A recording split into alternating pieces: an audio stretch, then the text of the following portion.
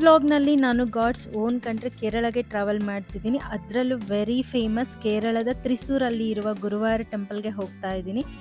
ಇದೇ first time ನನ್ನ ಚಾನಲಲ್ಲಿ ಬೇರೆ ಸ್ಟೇಟ್ನ ಎಕ್ಸ್ಪ್ಲೋರ್ ಮಾಡ್ತಿರೋದು. ತುಂಬ ಎಕ್ಸೈಟೆಡ್ ಆಗಿದ್ದೀನಿ. ನಾವು ಹೋಗ್ತಿರೋದು ಟ್ರೈನಲ್ಲಿ, ಸೊ ನನ್ನ ಎಕ್ಸೈಟ್ಮೆಂಟ್ ಡಬಲ್ ಆಗಿದೆ. ಸೊ ಈಗ ಬ್ಯಾಂಗ್ಳೂರಿಂದ ನಮ್ಮ ಪ್ರಯಾಣ ಸ್ಟಾರ್ಟ್ ಆಗ್ತಿದೆ. ಸೊ ನಮ್ಮ ಮನೆಯಿಂದ ಆಟೋ ಬುಕ್ ಮಾಡಿಕೊಂಡು KR ಪುರಂ ರೈಲ್ವೆ ಸ್ಟೇಷನ್ಗೆ ರೀಚ್ ಆದ್ವಿ. ನಮಗೆ ಟ್ರೈನ್ ಇದ್ದಿದ್ದು ಟೈಮಿಂಗ್ಸ್ ಬಂದು 2:30ಗೆ, ಬಟ್ ಅವತ್ತು ಟ್ರೈನ್ 2 ಅವರ್ಸ್ ಡಿಲೇ ಆಗಿರೋದ್ರಿಂದ 4:30ಗೆ ಟ್ರೈನ್ ಬಂತು. ಸೊ ಬ್ಯಾಂಗ್ಳೂರಿಂದ ಇದು ಓನ್ಲಿ ವೀಕ್ಲಿ ಒನ್ಸ್ ಅಷ್ಟೇ ಈ ಟ್ರೈನ್ ತ್ರಿಸೂರ್ಗೆ ಹೋಗೋದು, ಅದು ವೆಡ್ನೆಸ್ಡೇ ಮಾತ್ರ. ಟ್ರೈನ್ ನಂಬರ್ 12777, ಇದು ಹುಬ್ಬಳ್ಳಿ ಎಕ್ಸ್ಪ್ರೆಸ್. ನೀವೇನಾದರೂ ಗುರುವಾರ್ಗೆ ಪ್ಲ್ಯಾನ್ ಮಾಡ್ಕೋತಿದ್ರೆ ಅಟ್ಲೀಸ್ಟ್ 2 ವೀಕ್ಸ್ 3 ವೀಕ್ಸ್ ಬಿಫೋರೇ ಬುಕ್ ಮಾಡ್ಕೊಳ್ಳಿ.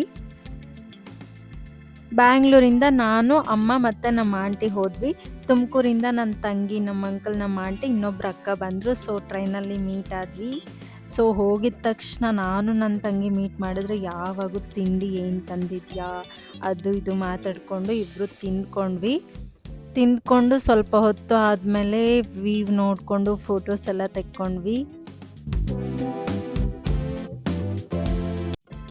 ಆಮೇಲೆ ಸ್ವಲ್ಪ ಹೊತ್ತು ಬಂದು ನಮ್ಮ ಪುಟ್ಟು ಜೊತೆ ಕೂತ್ಕೊಂಡ್ವಿ, ನಾನು ವರ್ಷಿ ಮಾತಾಡಿಕೊಂಡು. ಮನೆಯಿಂದ ಚಪಾತಿ ಮತ್ತು ಟೊಮೊಟೊ ಗೊಜ್ಜು, ರೈಸು, ಚಿತ್ರಾನ್ನ ಗೊಜ್ಜು ಮಾಡ್ಕೊಂಡು ಹೋಗಿದ್ವಿ ನೈಟ್ ಊಟಕ್ಕೆ. ಸೊ ನೆಮ್ಮದಿಯಾಗಿ ಊಟ ಮಾಡಿದ್ವಿ. ಊಟ ಎಲ್ಲ ಮುಗಿಸ್ಕೊಂಡು ಎಲ್ಲರೂ ಸ್ವಲ್ಪ ಹೊತ್ತು ನಿದ್ದೆ ಮಾಡಿದ್ವಿ. ಸೊ ಅರ್ಲಿ ಮಾರ್ನಿಂಗ್ 2:30 AM ನಾವು ತ್ರಿಸೂರಲ್ಲಿ ರೀಚ್ ಆದ್ವಿ. ತ್ರಿಸೂರಿಂದ ಈಗ ನಾವು ಗುರುವಾರ್ಗೆ ಹೋಗಬೇಕು. ಸೊ ಅಲ್ಲಿ ಹೋಗಿ ನಮ್ಮ ಅಂಕಲ್ ಬಸ್ ಅವೈಲಬಿಲಿಟಿ ಇದೆಯಾ ಅಂತ ಕೇಳ್ತಿದ್ರು. ಬಟ್ ಎಕ್ಸಾಕ್ಟ್ಲಿ 1:30 AM ಬಸ್ ಇದೆ ಅಂತೆ. ಬಟ್ ನಾವು 2:30ಗೆ ರೀಚ್ ಆಗಿರೋದ್ರಿಂದ ನಮಗೆ ಬಸ್ ಮಿಸ್ ಆಯಿತು. ಸೊ ಫೈನಲಿ ಕ್ಯಾಬ್ ಅವ್ರ ಹತ್ರ ಮಾತಾಡಿಕೊಂಡು ಅವ್ರು ತುಂಬಾ ಹೇಳಿದ್ರು, ನಾವು 1800 ಮಾಡ್ಕೊಳ್ಳಿ ಅಂತ. ತ್ರಿಸೂರಿಂದ ಗುರುವಾರ್ಗೆ ಹೋಗ್ತಿದ್ದೀವಿ, ಇಲ್ಲಿಂದ ಜಸ್ಟ್ 1 hour ಜರ್ನಿ. ಫೈನಲಿ ಗುರುವಾರ ಟೆಂಪಲ್ಗೆ ರೀಚ್ ಆದ್ವಿ.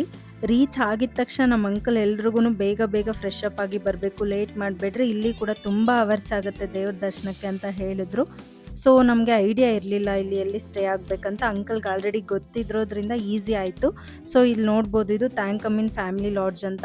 ಸೊ ಇದ್ರ ಬಗ್ಗೆ ನಾನು ನಿಮಗೆ ಡೀಟೇಲ್ಡಾಗಿ ಲಾಸ್ಟಲ್ಲಿ ಹೇಳ್ತೀನಿ, ವಿಡಿಯೋನ ಕೊನೆವರೆಗೂ ನೋಡಿ. ಇದು ಟೆಂಪಲ್ ಒಳಗಡೆನೇ ಇರೋದು, ಸೊ ಈಸಿಯಾಗಿ ಹೋಗ್ಬೋದು ಟೆಂಪಲ್ಗೆ. ಸೊ ನಾವು ಬೇಗ ರೆಡಿಯಾಗಿ 4:30 AM ಗುಡಿ ಹತ್ರ ಹೋದ್ವಿ. ಸೊ ಇಲ್ಲಿ ಫೋನ್ ಅಲೋ ಇಲ್ಲ ಒಳಗಡೆ. ಸೊ ಇಲ್ಲಿ ಕ್ಲಾಕ್ ರೂಮ್ ಇದೆ, ಅಲ್ಲಿ ನೀವು ಕೊಟ್ಬಿಟ್ಟು ಒಳಗಡೆ ಹೋಗಬೇಕು. ನಾವು 4:30 AM ಹೋಗಿ ಕ್ಯೂ ಲೈನಲ್ಲಿ ನಿಂತ್ಕೊಂಡ್ವಿ. ನಾವು ಅಂದ್ಕೊಂಡ್ವಿ ಆದಷ್ಟು ಬೇಗ ಆಗುತ್ತೆ, ಮೇ ಬಿ ಒಂದು 4 hours ಆ ಥರ ಅಂತ. ನಮಗೆ ಆಲ್ಮೋಸ್ಟ್ 8 hours ಆಯಿತು. ನಮಗೆ ಆಲ್ಮೋಸ್ಟ್ 12:30ಗೇನೋ ದೇವ್ರ ದರ್ಶನ ಆಯಿತು. ಬಟ್ ಎಷ್ಟೊತ್ತು ವೆಯ್ಟ್ ಮಾಡಿದ್ರು ಕೂಡ ಆ ಸೆಕೆಂಡ್ಸ್ ಇದೆ ನೋಡಿ, ಒಂದು 2-3 ಸೆಕೆಂಡ್ಸ್ ಆ ದೇವ್ರನ್ನ ನೋಡಿದ್ಮೇಲೆ ಅದಾಗೋವಂಥ ಫೀಲು ತುಂಬ ನೆಮ್ಮದಿ ಅನಿಸ್ತು. ನನಗೆ ತುಂಬ ಖುಷಿ ಆಯಿತು. ಅಷ್ಟೊತ್ತು ವೆಯ್ಟ್ ಮಾಡಿದ್ದು ತುಂಬ ವರ್ತ್ ಅನಿಸ್ತು. ಈ ಟೆಂಪಲ್ ಎಷ್ಟು ಫೇಮಸ್ ಅಂದರೆ ಇದನ್ನು ದಕ್ಷಿಣ ದ್ವಾರಕ ಅಂತಲೇ ಕರೀತಾರೆ. ಇದೊಂದು ಪವಿತ್ರ ಹಿಂದೂ ದೇವಸ್ಥಾನ. ಇಲ್ಲಿರೋ ಮೂಲ ವಿಗ್ರಹ ಸುಮಾರು 5000 ಇಯರ್ಸ್ಗಿಂತನೂ ಹಳೇದಂತ ಹೇಳ್ತಾರೆ. ಇನ್ನು ಪುರಾಣಗಳ ಪ್ರಕಾರ ದೇವತೆಗಳ ಗುರು ಬೃಹಸ್ಪತಿ ಮತ್ತು ವಾಯುದೇವರು ಇಬ್ಬರು ಸೇರಿ ಪ್ರತಿಷ್ಠಾಪನೆ ಮಾಡಿದ್ರು. ಅದಕ್ಕೆ ಈ ಕ್ಷೇತ್ರಕ್ಕೆ ಗುರುವಾಯರ್ ಅನ್ನೋ ಹೆಸರು ಬಂದಿದೆ. ಸುಮಾರು ಸಾವಿರಾರು ವರ್ಷಗಳ ಹಿಸ್ಟ್ರಿ ಇರೋ ಈ ದೇವಸ್ಥಾನನ ಇಲ್ಲಿ ಇರೋ ರಾಜರು ರೆನೋವೇಟ್ ಮಾಡ್ತಾನೆ ಬಂದಿದ್ದಾರೆ.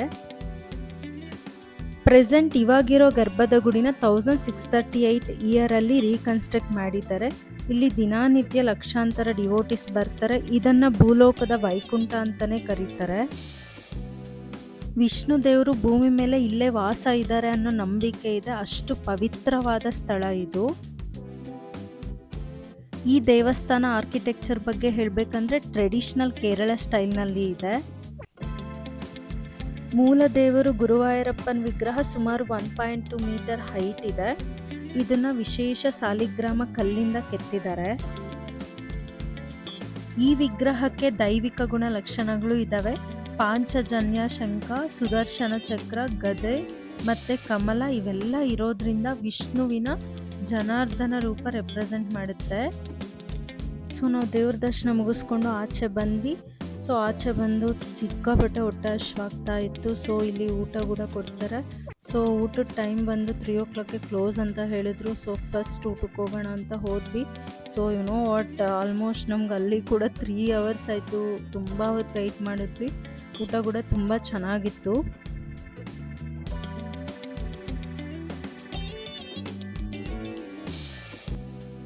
ಈ ಥರ ಇತ್ತು ನೋಡಿ ಕ್ಯೂ ಲೈನ್ ಊಟಕ್ಕೂ ಕೂಡ. ಇಲ್ಲಿ ಇನ್ನೊಂದು ವಿಶೇಷತೆ ಏನು ಅಂದರೆ, ಇಲ್ಲಿ ಬಂದು ಮದುವೆ ಮಾಡಿಕೊಂಡ್ರೆ ಅವ್ರ ದಾಂಪತ್ಯ ಜೀವನ ತುಂಬ ಚೆನ್ನಾಗಿರುತ್ತೆ ಅಂತ ನಂಬಿಕೆ. ಇಲ್ಲಿ ಶ್ರೀಕೃಷ್ಣನ ಆಶೀರ್ವಾದದಿಂದ ಅವ್ರ ದಾಂಪತ್ಯ ಜೀವನ ತುಂಬ ಸುಖವಾಗಿರುತ್ತೆ ಅಂತ ಎಲ್ಲರೂ ನಂಬ್ತಾರೆ. ಸೊ ಅದಕ್ಕಾಗಿ ತುಂಬ ದೂರದಿಂದ ಇಲ್ಲಿಗೆ ಬಂದು ಮದುವೆ ಆಗ್ತಾರೆ.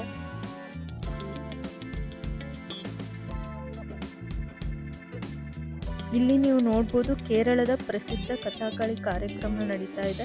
ಇಲ್ಲಿನ ಸಂಸ್ಕೃತಿ ಮತ್ತು ಕಲೆಯನ್ನು ಹತ್ರದಿಂದ ನೋಡೋದು ಒಂಥರ ಖುಷಿ ಅನಿಸುತ್ತೆ. ನಾನು ಆಲ್ರೆಡಿ ಹೇಳಿದ್ದೆ ಸ್ಟೇಯಿಂಗ್ ಬಗ್ಗೆ ನಾನು ಲಾಸ್ಟಲ್ಲಿ ಹೇಳ್ತೀನಿ ಅಂತ. ಸೊ ನಾವು ಮಾಡಿದ್ದು ಅವರ್ಲಿ ಬೇಸಿಸ್ ಪರ್ ಅವರ್ಗೆ 160 ರುಪೀಸ್. ಇದು ಫ್ಯಾಮಿಲಿ ಇರೋ ಥರ ಪ್ಲೇಸ್. ಒಂದು ಹಾಲ್ ಥರ ಕೊಟ್ಟಿದ್ರು, ದೊಡ್ಡದಾಗಿತ್ತು. ತೋರಿಸ್ತೀನಿ ನೋಡಿ ಹೇಗಿದೆ ಅಂತ.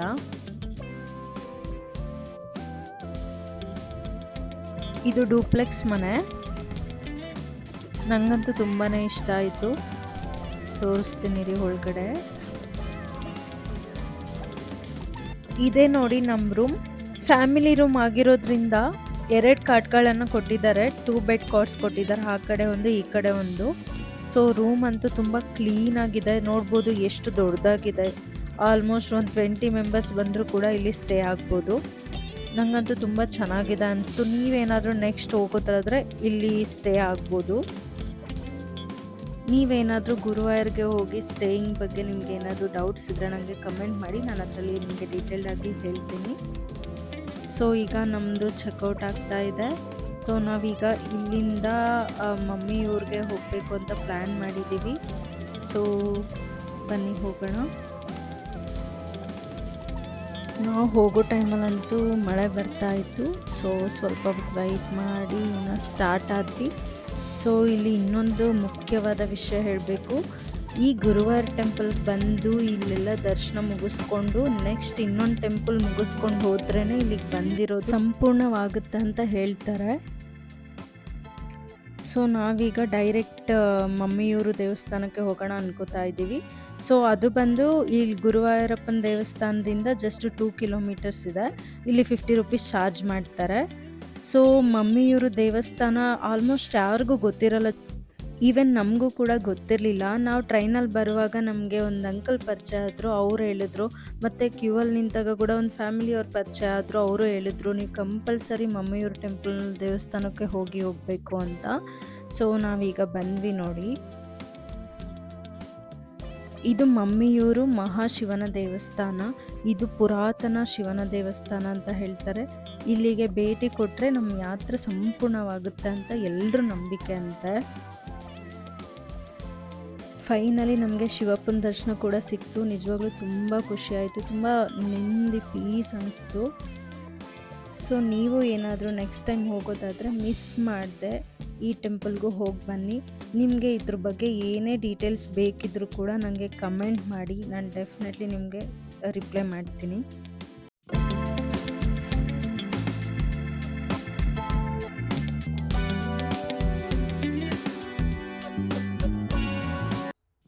ಸೊ ಇವಾಗ ನಾವು ರಿಟರ್ನ್ ತ್ರಿಶೂರ್ಗೆ ಹೋಗಬೇಕು. ಬ್ಯಾಂಗ್ಳೂರಿಗೆ ಸ್ಟಾರ್ಟ್ ಆಗ್ತಾ ಇದ್ದೀವಿ. ಸೊ ಇಲ್ಲಿಂದ ನಿಮಗೆ ಬಸ್ ಏನು ಸಿಗೋದಿಲ್ಲ ಡೈರೆಕ್ಟ್. ಸೊ ಮಮ್ಮಿಯೂರಿಂದ ಅಗೇನ್ ನೀವು ಗುರುವಾರ್ಗೆ ಹೋಗಬೇಕು ಆಟೋದಲ್ಲಿ. ಮತ್ತು ಅಲ್ಲಿಂದ ನೀವು ಬಸ್ ಅವೈಲಬಿಲಿಟಿ ಇರುತ್ತೆ, ಇಲ್ಲಾಂದರೆ ಕ್ಯಾಬ್ ಮಾಡ್ಕೊಂಡು ಹೋಗಬೇಕಾಗತ್ತೆ. ಸೊ ನಾವು ಇಲ್ಲಿಂದ ಆಟೋದಲ್ಲಿ ಗುರುವಾರ್ಗೆ ಹೋಗ್ತಾ ಇದ್ದೀವಿ. ಸೊ ಫೈನಲಿ ಬಸ್ ಕೂಡ ಸಿಕ್ತು ನಮಗೆ. ಅಲ್ಲಿಂದ ತ್ರಿಶೂರ್ಗೆ ರೀಚ್ ಆದ್ವಿ. ಓಕೆ ಗಾಯ್ಸ್, ನೋಡಿ ನನ್ನ ವಿಡಿಯೋನ ಪೂರ್ತಿಯಾಗಿ. ಈ ವಿಡಿಯೋ ನಿಮಗೆ ಇಷ್ಟ ಆಗಿದ್ದರೆ ಪ್ಲೀಸ್ ಲೈಕ್ ಮಾಡಿ, ಶೇರ್ ಮಾಡಿ, ಕಮೆಂಟ್ ಮಾಡಿ. ಹೀಗೆ ಸಪೋರ್ಟ್ ಮಾಡ್ತಾ ಇರಿ. Thank you all.